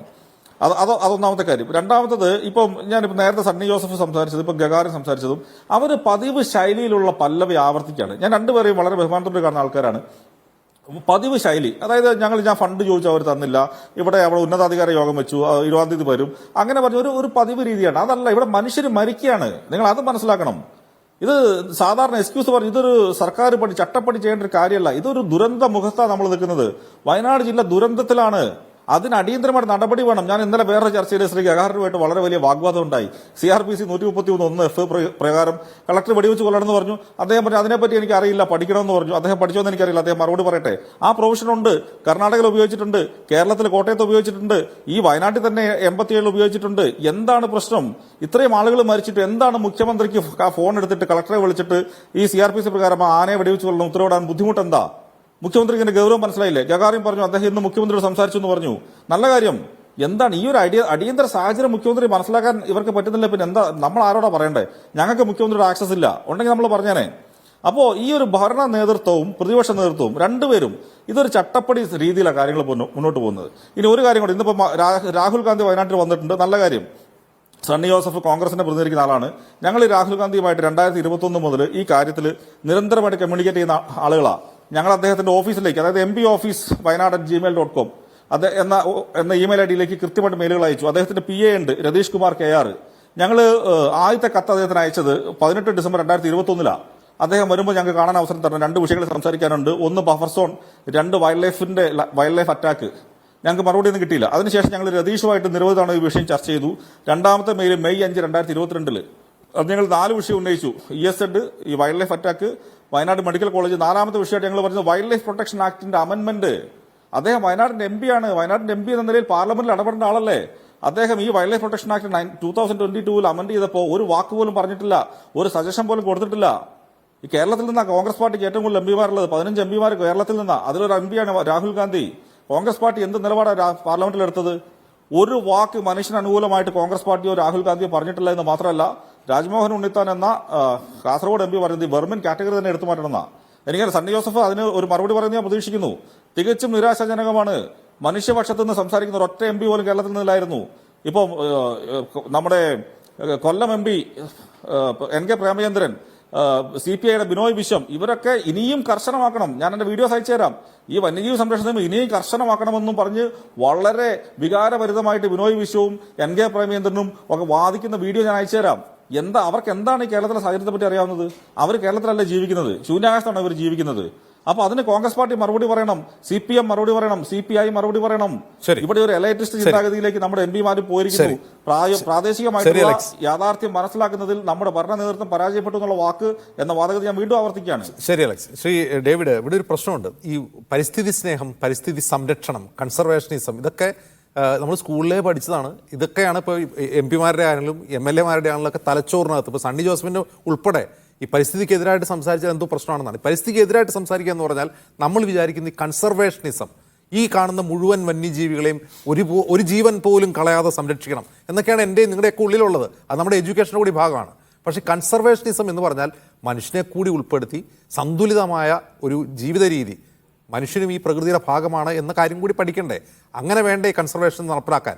അങ്ങനെയെങ്കിൽ മുമ്പ് ചൂണ്ടിക്കാട്ടി ഗാഡ്ഗിൽ ചൂണ്ടിക്കാട്ടിയ ഭരണഘടനാ വിരുദ്ധമായി വനം വന്യജീവി നിയമം എപ്പോഴേ ഭേദഗതി ചെയ്യേണ്ടതാണ്. ഡേവിഡ്, അത് ഞാനും അങ്ങനെ തന്നെ പഠിച്ചു വെച്ചിരുന്ന ഒരു വ്യക്തിയാണ്. എൻ്റെ ചിന്താഗതി പിന്നീടാണ് മാറിയത്. ഞാൻ ഇന്ത്യയിലൊരു 14 വർഷം മധ്യപ്രദേശിൽ ഒരു കാട്ടിൽ കുറേ കാടുകളിൽ വർക്ക് ചെയ്തിട്ടുണ്ട്. ഏറ്റവും അവസാനം ജോലി ചെയ്തത് തഡോബ എന്ന് പറഞ്ഞൊരു കാട്ടിലാണ്. തഡോബയിലൊരു കഥ പറയാം, അത് രസമാണ്. കാരണം 7 മണി കഴിഞ്ഞാൽ ഒരു മനുഷ്യൻ പോലും വെളിയിൽ ഇറങ്ങി നടക്കാറില്ല. കാരണം മാസത്തിൽ 1-2 ആൾക്കാരെങ്കിലും കടുവ അവിടെ കൊള്ളാറുണ്ട്. സ്ഥിരമായിട്ട് കോൺഫ്ലിക്റ്റ് ഉള്ള ഞങ്ങൾ പോലും വെളിയിറങ്ങി നടക്കാറില്ല. അപ്പം അവിടെ കടുവകളെ കൊന്നു കഴിയുമ്പോൾ അവിടെ ആൾക്കാർക്ക് പ്രശ്നമൊന്നുമില്ല. പ്രശ്നം ഉണ്ടാകാതിരിക്കാൻ കാര്യം, ഞാൻ ഈ ടോക്കിൻ്റെ അവസാനം ഒരു ഇൻട്രസ്റ്റിംഗ്, ഇത് എങ്ങനെ പരിഹരിക്കാമെന്നുള്ളതിൻ്റെ ഒരു കാര്യം കൂടെ പറയാം. നമ്മുടെ ഇപ്പോൾ എനിക്കൊരു ഒരു 1 ഏക്കർ സ്ഥലമുണ്ട്. അവിടെ മുഴുവൻ വാഴ കൃഷി ചെയ്യുന്നു. അവിടെ ഒരു ആനയോ അല്ല കടുവ വന്നിരിക്കുന്നു. ആ ആനയെ കൊണ്ടോ അല്ലെങ്കിൽ കടുവയെ കൊണ്ടോ എനിക്ക് എന്തെങ്കിലും ഗുണമില്ലെങ്കിൽ എനിക്ക് അവിടെ കോൺഫ്ലിക്റ്റ് അവിടെ ഉണ്ടാകും. അതേസമയം ഞാനൊരു ഫോറസ്റ്റ് ഡിപ്പാർട്ട്മെൻറ്റിലെ ഉദ്യോഗസ്ഥനാണ്, അല്ലെങ്കിൽ എനിക്ക് എൻ്റെ വാഴകൾ മുഴുവൻ നശിച്ച് കഴിയുമ്പോഴത്തേക്കിന് ഒരാഴ്ചക്കുള്ളിൽ എനിക്ക് അതിന് കൃത്യമായ കോമ്പൻസേഷൻ കിട്ടിക്കഴിയുമ്പോൾ അവിടെ കോൺഫ്ലിക്റ്റ് ഇല്ലാതെ വേണം. അപ്പം ഗവൺമെൻറ്റിന് ഇങ്ങനെ 2 കാര്യങ്ങൾ ചെയ്യാൻ പറ്റും. ഒന്നെങ്കിൽ അവിടെ ഉള്ള ആൾക്കാരെ നമുക്ക് എംപവർ ചെയ്യാൻ പറ്റും, നാട്ടിലുള്ള ആൾക്കാരുമായിട്ട് ഒരുമിച്ച് വർക്ക് ചെയ്തിട്ട് ഇത് ചെയ്യാം. പിന്നെ വേറൊരു കാര്യം കൂടെ, കോൺഫ്ലിക്റ്റിന് എണ്ണം കൂടാൻ പോകുന്നേ ഉള്ളൂ. ഇതൊരു ഗ്ലോബലായിട്ട് നോക്കി കഴിഞ്ഞു കഴിഞ്ഞാൽ ഇനിയും കോൺഫ്ലിക്റ്റിന് എണ്ണം കൂടും, ഇനിയും കടുവകൾ ഇറങ്ങാൻ പോകുന്നേ ഉള്ളൂ, ഇനി ആനകളുടെ എണ്ണം കൂടും. പക്ഷേ ഇനി ചെയ്യാൻ പറ്റുന്നത് പാർട്ടിക്കാർ, ഇപ്പം LDF ആണെങ്കിലും UDF ആണെങ്കിലും കൃഷി സംഘടന കിഫയും എല്ലാവരും ഒരുമിച്ച് വർക്ക് ചെയ്താൽ മാത്രമേ ഇത് ചെയ്യാൻ പറ്റുള്ളൂ. വയനാട്ടിൽ ഇനിയും ഇറങ്ങും കടുവകൾ, ഇനിയും ആനകൾ വെളിയിറങ്ങും, ഇനിയും കോൺഫ്ലിക്റ്റ് ഉണ്ടാകും. എല്ലാവരും ഒരുമിച്ച് നിൽക്കണം. അതിന് പകരം നമ്മൾ ഇപ്പം ഒരിടത്ത് എന്തെങ്കിലും കത്തുന്നതിനിടയ്ക്ക് പിന്നെ കൊണ്ട് പെട്രോൾ കൂടുതൽ ഒഴിച്ചു കഴിഞ്ഞാൽ അത് ആളെ കത്തുകയുള്ളൂ. പക്ഷേ അത് നമുക്ക് പരമാവധി ഒഴിവാക്കണം. എനിക്ക് വേറെ കാര്യങ്ങളും പറയാനുള്ള, വയനാട്ടിലാണ് ഇന്ത്യയിലെ തന്നെ ഏറ്റവും ബെസ്റ്റ് RRT ടീമുള്ളത്.